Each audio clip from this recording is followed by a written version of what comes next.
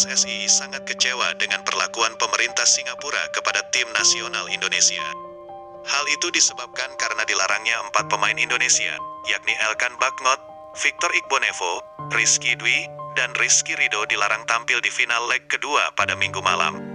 Sebelumnya, pemerintah Singapura melalui Kepala Singapore Sport Institute, Su Chun Wei mengirimkan surat elektronik kepada PSSI pada Jumat tanggal 31 Desember tahun 2021 lalu. Karena 4 pemain dinyatakan melanggar aturan bubble selama gelaran Piala AFF. Kita benarkan bahwa kita sangat menyayangkan kejadian ini bahwa peringatan ini hadirnya dari pemerintah Singapura. Kita menyayangkan adanya intervensi dari hal melarang main bolanya. Harusnya ia melarang untuk keluar dari hotel misalnya.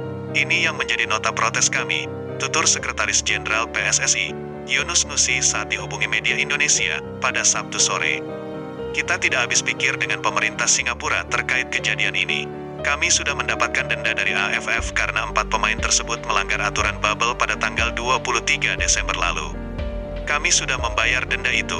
Kok sekarang secara mendadak mereka menghukum pemain dengan tidak boleh bermain nanti malam, kata Sekjen PSSI Yunus Nusi. Yunus menegaskan aturan ini sangat aneh, sebab saat laga pertama Elkan Bagnot dan Rizky Ridho bisa bermain. 2 pemain lain juga tidak ada masalah. Secara keras kita sudah melayangkan protes ke Presiden AFF dan Presiden Sepak Bola Singapura. Hal ini sebenarnya sudah layak untuk kita mengundurkan diri pada gelaran AFF kali ini. Karena dinilai sudah tidak fair dan masuk akal. Ini juga tidak masuk dalam hukum sepak bolanya. 4 negara melarang pemain bola, lanjut Yunus Nusi. Yunus pun mempertanyakan bahwa selama ini banyak kejadian tidak enak yang menimpa skuad Garuda selama di Singapura. Hal tersebut seperti makanan yang tidak sesuai gizi dan porsi pemain. Elkan Bagnot harus karantina saat sudah tiba dan bermain lawan Laos, dan lain-lain. Selain itu selama di Singapura, Timnas Indonesia meski menjalani sistem bubble harus selantai dan berinteraksi dengan orang umum di Hotel Orchard tempat menginap. Tentu ini sama saja dengan tidak bubble. Bahkan panitia pertandingan juga tidak menggunakan konsep bubble. Ini juga email tidak ada kop surat dan hanya ditulis badan email. Terus dikirim saat malam jelang pergantian tahun baru 2022. Apakah hal ini disengaja atau sesuai aturan? PSSI tentu tidak akan berdiam diri terkait ini. Timnas Indonesia banyak dirugikan selama gelaran Piala AFF 2020 di Singapura, imbuh Yunus.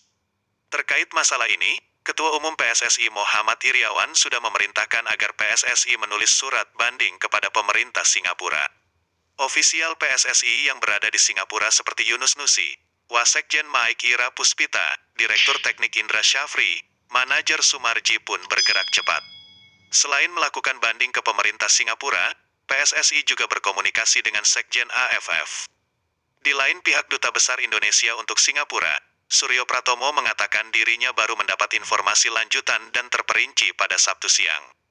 Sebenarnya, itu lebih terlihat seperti 4 pemain yang keluar pergi berbelanja tanpa sempat memberitahu liaison officer.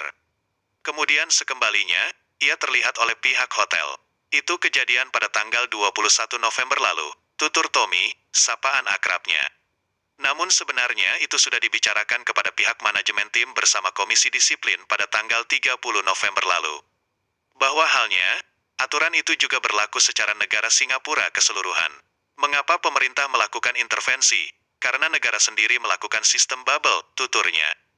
Tommy mengatakan, pihaknya juga telah meminta bantuan dari Kementerian Industri dan Perdagangan, Ministry of Trade and Industry, Singapura untuk mempercepat masalah ini terselesaikan.